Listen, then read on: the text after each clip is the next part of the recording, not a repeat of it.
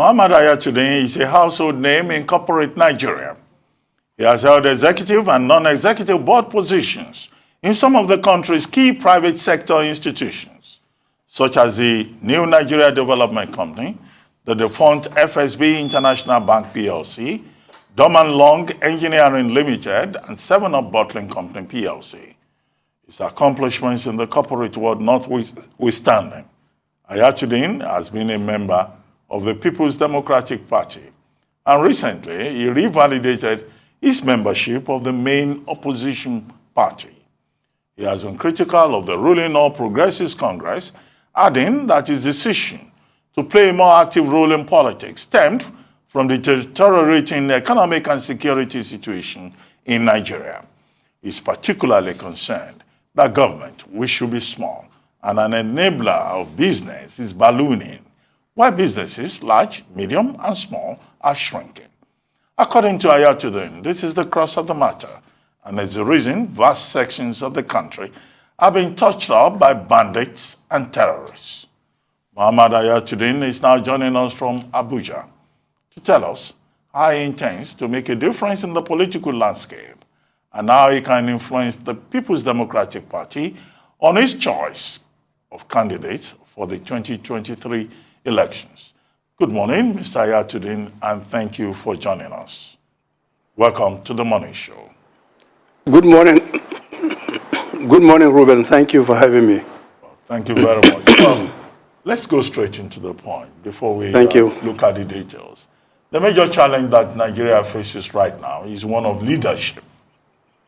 Who will lead Nigeria in 2023? Many years back, Chinua Achebe, the novelist and legend and icon, wrote a book in which he said the problem with Nigeria is leadership. And there are many who will still agree that leadership remains a problem. Do you agree with that? And how do we solve that problem? What kind of leader should we have in 2023? So the iconic figure, Chinua Achebe, I think was quite right. He was right then, he's right now, that there is a problem with leadership, and there has been in this country. Now, leadership means different things to different people.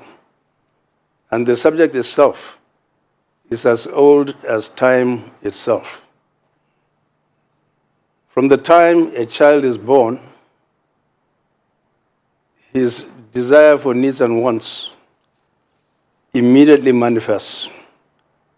And so over time, people grow from villages to towns to countries. And essentially, what people need is to have a purpose in life, to ensure that all of their needs and desires and purposes are fully satisfied. And in so doing, leaders and followers are then able to meet their mutual expectations and their mutual desires. A leader is nothing but anyone who has the capacity to influence the outcome of events for the general good. And in that sense, therefore, leaders are needed by society, and leaders need followers. The whole essence of leadership is for people or leaders to actually organize societies in order to meet the needs and desires of the general population for public goods and services. There are different kinds of leadership, Ruben. Typically, scholars tend to break it into two major components. One is what you call a transactional leadership. A transactional leadership is nothing but something akin to people who go to the marketplace between a merchant and a customer to exchange goods and services. And at the end of that transaction, everybody goes his own way. So it is transactional, and there's no binding glue that actually brings together the party into a long-term relationship. Similarly, a transactional leader is somebody who can trade fertilizer subsidies for votes or jobs for votes. And in that case, the transactional leader is someone who actually is unable to attend to the long-term needs of the followers. A transformational leader, on the other hand, has a very deep and abiding emotional connection with the followers in such a way that he's able to tap into their emotions, their wants, and their needs in order to cater for them and to look after them and to have a binding glue between the two. And that over the long term, he's able to carry the followers on board in order to transform their lives and transform their needs and put them in a much better place than when he actually came into office. So those are the two basic differences between a transactional leader and the transformational leader. Right, thank you, sir. Now, you haven't actually declared any intention to run for president of Nigeria, so I'm going to ask you directly. Are you planning to throw your hat in the ring and contest for the presidency? I guess when I actually went to Maiduguri and registered with the PDP, I had made it clear that I was actually registering as a member. And the idea being to actually, first of all, go in as a member, go around my constituency, around the Northeast Zone, around the country, and make a very careful evaluation as to the forces that are currently shaping political outcomes in this country. So I have made no decision at this point as to whether I'm going to go into elective office or not. Okay, but what do you think of the politics of zoning to start with? Because some groups, Southern Governors Forum, Ohaneze Indigbo, Southern and Middle Belt Forum, PANDEF, that's the Pan-Niger Delta Forum, and other groups have said, look, going forward, what makes sense is for the president, the next president of Nigeria, to come from the South in the interest of equity, justice, and fairness. Now, the PDP, the party, your party, says, oh, it's going to throw it open. So we have a number of aspirants from the North. And the aggrieved parties in the South are saying that, look, the PDP will not win the election if it fits a Northerner. What do you think about that? Well, my understanding going back in time and history is actually that back in the 1990s, Nigeria had a major flashpoint. We were in a very serious crisis.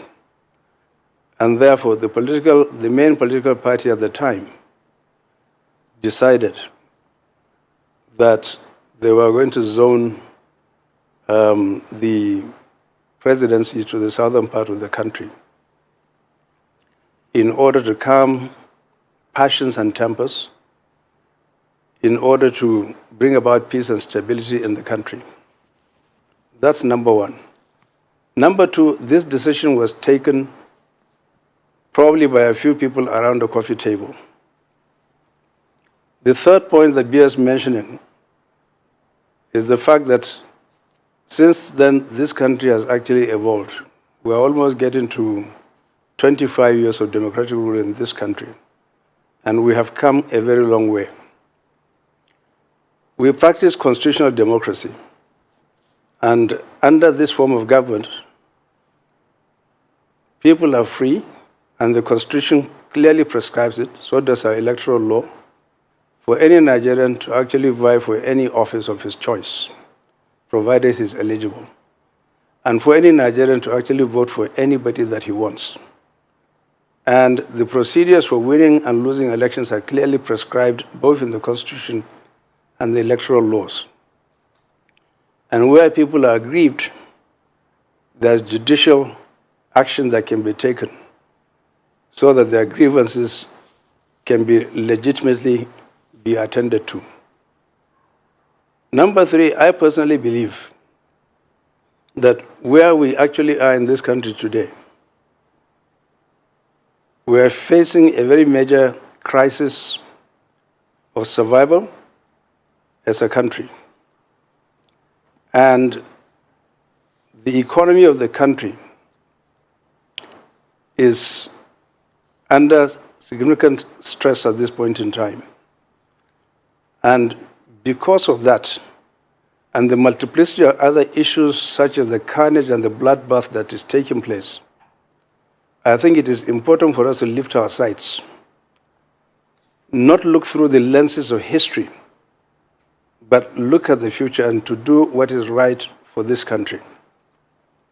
This country needs very capable and able managers who are able to attend to our everyday needs, who are able to deal with the structural problems that we face, and who can reposition this country to ensure that we're able to play in the global marketplace and put Nigeria on the map socially, economically, and also in the field of international relations. I think it is terribly important for such a large country that is invested with so much resources to reclaim its position on the world map. That would be my response to that question. Right. One of the factors that inspired you to, go into partisan politics was the ordeal that your younger sister experienced at the hands of Boko Haram, where she was attacked, her 7-year-old child was killed, and she was kidnapped along with her toddler and spent 2 years in Sambisa Forest before she managed to escape. She wasn't even rescued. What do you have in mind in terms of solutions for the security problems, especially terrorism? Nigeria is in the grip. We're one of the most terrorized countries in the world. We're spoken of in the same breath as countries like Iraq and Afghanistan. What are your solutions to this problem? Well, that's a very heavy subject. It has affected me personally, but so has it affected millions of other lives. The important thing is to actually understand what the root causes are. The root cause of this problem is the fact that for a very long period of time, very, very long period of time, the Nigerian public has been neglected. And that their basic needs of life, such as access to decent education, healthcare, putting food on the table, sleeping at peace at their homes and on the streets, meeting all the other necessities of life, including the right to liberty and freedom, has been seriously curtailed because of the way in which the country has been managed over an extended period of time. So essentially what has happened is that chicken has actually come home to roost. Keep in mind the fact that so many people have been caught in the poverty trap. Almost 90 million people in this country live below the poverty line of $367 per annum, per person. That surely is miserable. When you take over a large country with a very large population like India as the poverty capital of the country, as the poverty capital of the world, that in and of itself is a very significant problem.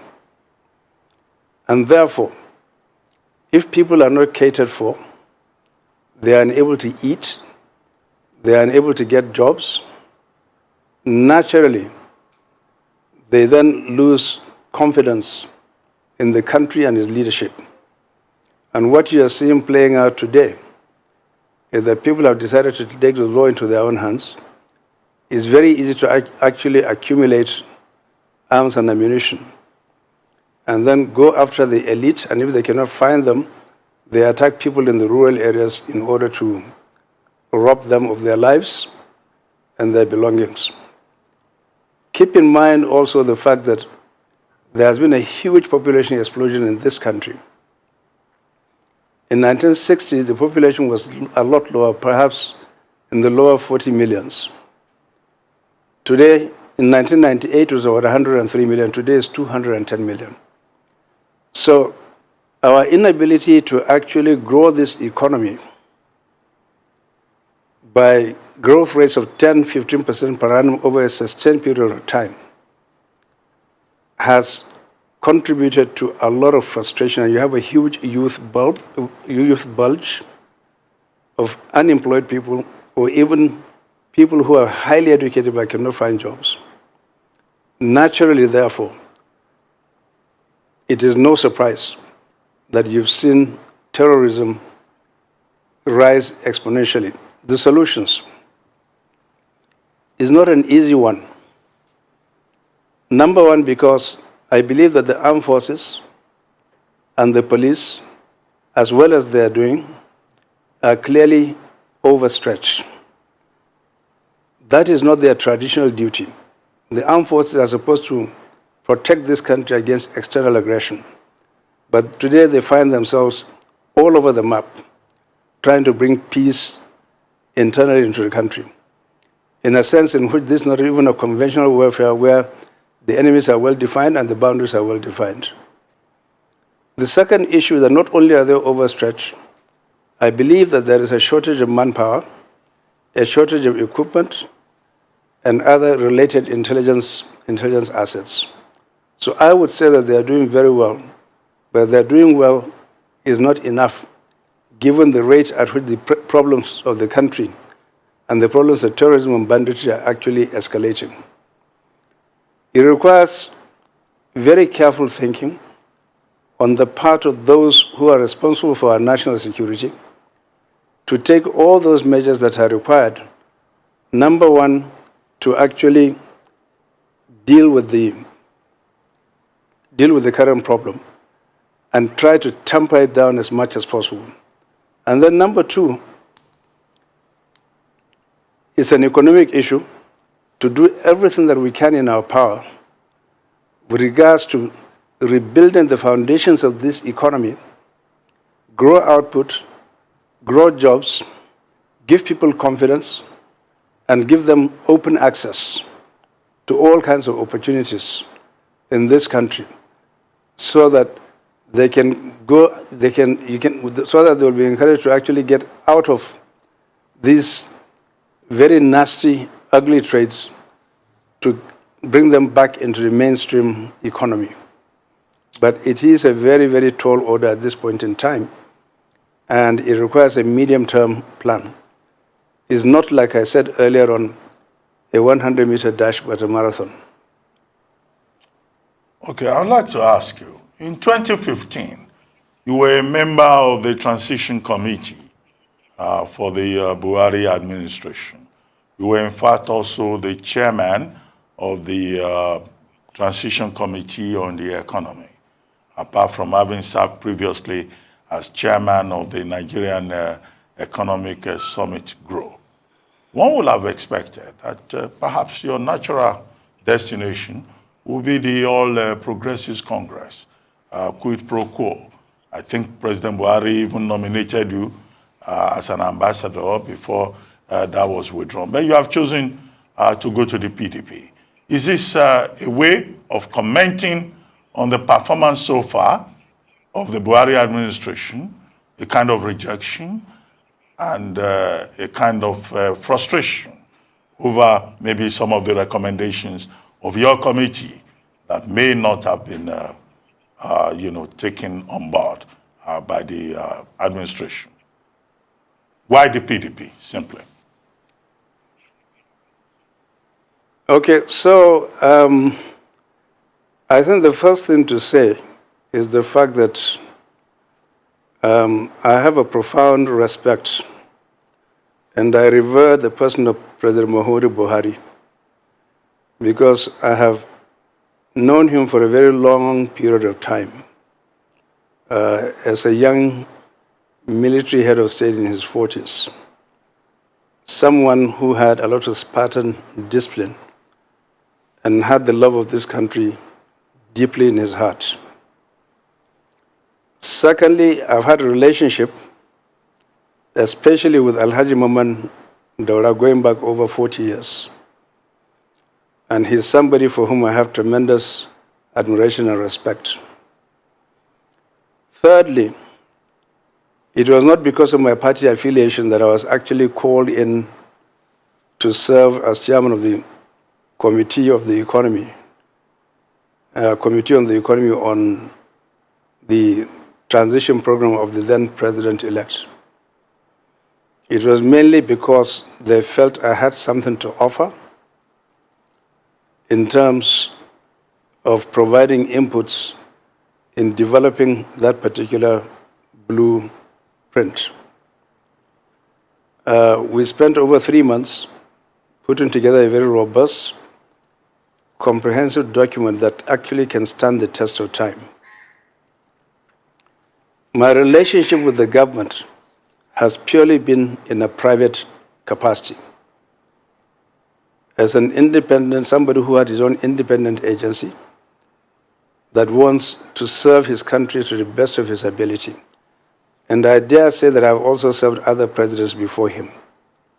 Now, to the choice, first of all, as to why I joined politics, I did so because I truly and sincerely feel that it is important for all manner of people who are well-meaning, particularly people who have skills and experience in other vocations in life, to actually make a contribution at this seminal moment in our nation's history. We are facing difficulties that have been unseen in the annals of the history of this country. And therefore, I think sitting on the sidelines and complaining does not do anyone any good. I would encourage other corporate leaders and people of other professions, whether they're medical doctors or lawyers or members of civil society, to actually take a very deep interest in the political process. If we do so, we can affect and change the politics of this country for good, so that Nigerians will truly get the kind of leaders that they deserve, leaders who are highly enlightened, have a worldview, know and understand the forces that are shaping the globe, clearly understand what it takes to run a country like Nigeria, run it extremely well, and make it a stunning success. As to why I joined the PDP, I joined it because I'm entitled as a citizen to express my views the way I want it, in any shape I want it, and to join any political party of my choice. Why the PDP? Because I've had time to reflect on this very deeply, and this wasn't an easy decision for me to even go into politics in the first place. I decided to do it because looking back, especially between 2003 and 2007, 2008, even if you do not go back to 1999, we have seen major reforms take place in this country. Through an orderly program of privatization and commercialization, a lot of public assets have been turned over to the private sector, and consequently, our national output and employment has improved considerably. Many of these companies that have been taken over have gone through major expansion and diversification exercises. We had posted during this period, over a period of 12 years, between 2003 and 2015, average growth rates of about, average economic growth rate was of about 6% per annum, which is stunning, even though some might say that a lot of it is driven by very high oil prices. We have seen other reforms concerning Nigeria's debt profile, and we know that President Obasanjo had done a terrific job in mobilizing world leaders in order to reduce Nigeria's stock of public debt considerably, and we ended up coming up with a very robust and lean balance sheet. There are other reforms that have taken place with regards to unleashing liberalization, that brought about the liberalization of a number of industries in telecoms, in oil and gas, etc. And I believe that even though this process was interrupted,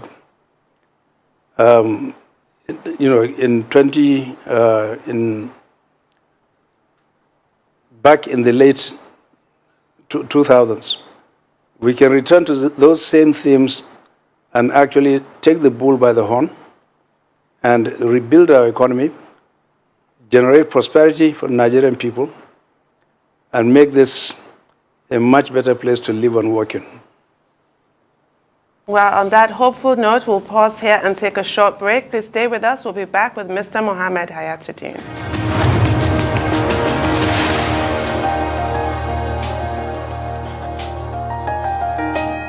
Welcome back to the morning show here on Arise News. We're still with Mohammed Hayatu-Deen, joining us from our Abuja studio.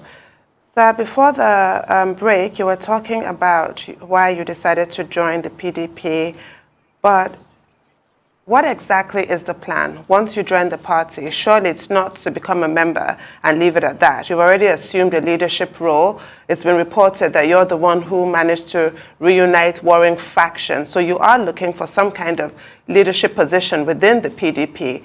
I want to go back to the original question that I asked you about considering, running for president. Is that the plan, or is there some other elective role that you have in mind? Well, you keep on pushing that, don't you? I do. Let me just say that people can actually join a political party for any number of reasons. First and foremost, I think I joined, like I said, because I'm full of trepidation as to where this country is headed, largely informed by the extreme poverty in the land and the violence and the carnage that is taking place. And it does seem to me that people have to, do their own civic duty in ensuring that if we ever fail, which I don't expect, it is not because we haven't tried.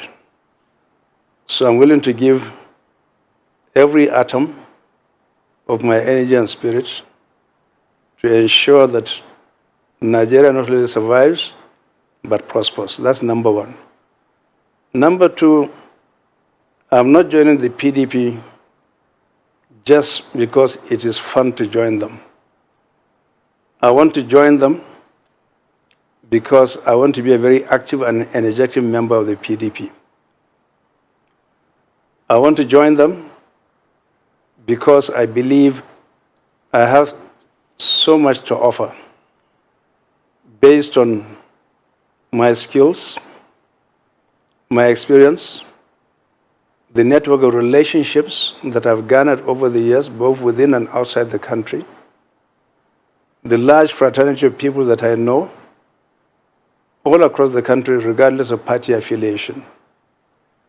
I'm joining them because I feel that I can make a constructive contribution towards the development of a party platform that is robust, that is focused on the long term, that genuinely seeks to bring development to the people of this country. I'm joining the party because I believe that when you are from the outside looking in, your capacity to actually influence certain outcomes are limited compared to when you actually have a seat on the table. And it is entirely possible to actually build a critical mass of people who think alike, act alike, share the same set of ethos and values in order to redirect the affairs of the party in such a way that it can govern and govern effectively in the interests of this country. So it's not about title, but it's more about exercising influence. That's my short answer to your question. Okay, I'd like to ask you, earlier on, I asked you about the economy, but you had a lot of praise for Mama Daura, for the president, and why you joined PDP. Now, what do you think is wrong with the Nigerian economy? Do you think we're in a good place? And what exactly do you think we need to do to be able to get Nigeria to a better place? Or do you think we're in very good standing economically, given the indicators, some of them government published indicators? And secondly, at the beginning of this conversation, you talked about leadership. We all worry about leadership. How about followership? Is the Nigerian citizen actually the problem? Because some people also push that point, that the average Nigerian doesn't really care how he's led. Once during election time, he's given some money, or some politicians go and dig a borehole, or they distribute Indomie, the average Nigerian really doesn't care what happens. Is the followership part of the problem? What do you think? Those two questions. Okay, so let me begin with the first one. My relationship with the president and Alhaji Mohammed Daura, those are purely personal relationships, especially with Alhaji Mohammed Daura, which was developed over a long period of time. I think it would be reckless, if not irresponsible, for me to deny the relationship that I've had with people with whom I've actually enjoyed excellent personal relationship. So that is one. And secondly, if I join if I'm in the PDP and I establish relationships, you certainly wouldn't expect me to actually deny those relationships in the fullness of time, should anything happen. The important thing is that people actually nurture relationships and build them, and they cherish them. And they go beyond officialdom in terms of what other professional or official relationship with people. These are purely personal relationships that have nurtured me considerably over a period of 40 years. So that's for starters. The second point I think that bears mentioning in relation to the economy is that we are speaking on the subject of leadership, and you are talking. So let me answer the question on the economy. As far as the economy goes, clearly the economy is not in a good place. Number one, there are a number of indices, whether you're looking at the Human Development Index or the Competitiveness Index, where Nigeria is actually doing very badly and has been doing badly for a considerable period of time. That there is no denying whatsoever. And the evidence is there for everybody to see.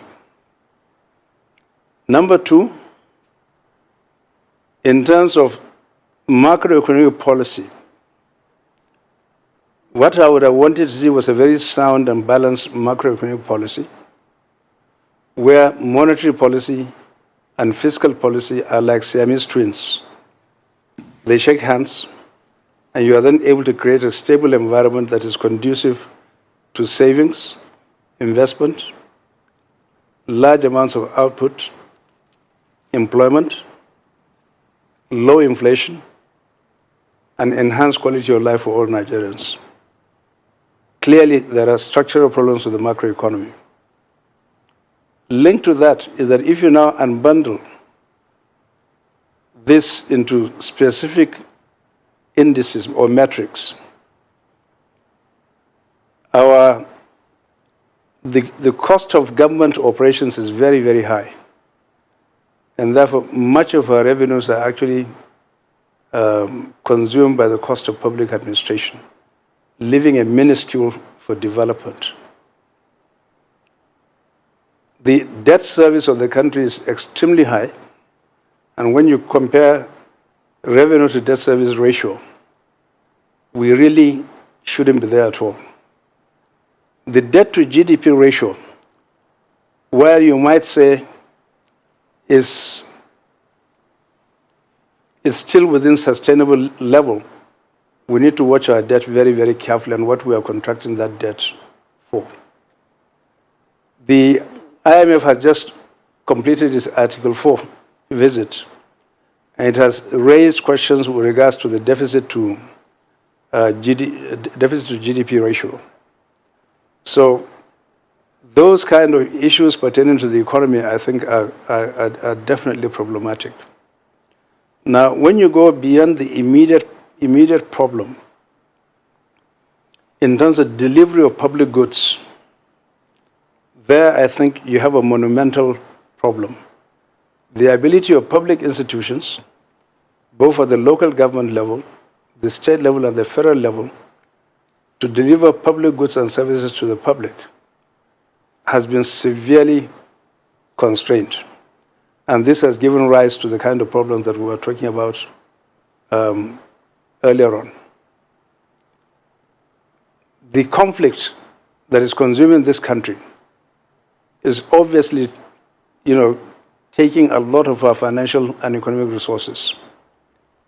It is necessary, but the fact of the matter is that it does not leave a lot on the table for you to be able to funnel this into developmental projects. Having said all of this, it is important also to put into context the following issues. One, we know that this administration has actually paid considerable attention to development of infrastructure. It has put a lot of resources into the agricultural sector. It has, after more than 2 decades, broken the jinx and gotten the Petroleum Industry Act signed, sealed, and delivered. The response to the pandemic, just like we did for Ebola, I would say has been excellent. And we received commendation from a number of world leaders with regards to that. With regards to economic growth, we do know that we've come out of it looking better, in the sense that while there are a number of other countries that are still posting negative growth on account of the coronavirus pandemic, we are now in some positive territory, because last year I believe we posted about 4% year on year. So the sum total of it, when you put it together, is the fact that while there is progress in certain areas, there are a lot more problems that are deep and structural confronting this country that is going to keep the next administration, whoever they are, going to keep them extremely busy and to pull Nigeria back from the brink. Right. We haven't yet You spoke to the question of lead. Oh, do carry on. Carry on, sir. I thought you had finished because you paused. Do go ahead. No, because Ruben had also asked me about leadership. Am I right, Ruben? Followership, sir. Sorry? Followership. Yes. Okay, so it's not one or the other. I think you need both. So a leader actually is like a shepherd. So there are many attributes. Remember earlier on we were talking about transformational leadership. A great leader who wants to actually write his name for history, first and foremost, needs to be the chief moral agent of the country. Such a leader is one whom we house, we protect, we secure, we revere, we celebrate, and we also give him custody of our collective well-being. Such a person must take these responsibilities very seriously, and therefore he should be guided by certain attributes of integrity, honor, and decency. and becomes a beacon of hope for the country. The second attribute of a very good leader has to do with building a very deep emotional connection with the followers, because that was your question about followers, in such a way that he's clearly able to understand and even ahead of the followers, anticipate what their needs and wants and their worries and desires are. And he will then give concrete expression to these needs and desires through very durable and energetic programs of action that is able to meet their desires. And in so doing, he's actually able to lift the motivation and the morality between himself and the followers. This is extremely important. It's nothing different from the way the cardinal actually relates to his congregation and the imam to his Muslim brethren. That kind of deep emotional connection is important. And there are examples in history. You look at Roosevelt, you look at Churchill. Churchill rose to the moment when the British people were actually perplexed and confused. He gave them a pathfinder. When Britain was about to be obliterated completely by Germany, he was able to tap into the emotions of people and their desires and soared their emotions to dizzying heights, and in so doing tilted the balance of advantage in favor of the Allied forces. Nelson Mandela is another one in more recent history who came into office, and white South Africans were petrified and were fearful as to whether they were going to be slaughtered or ejected from the country.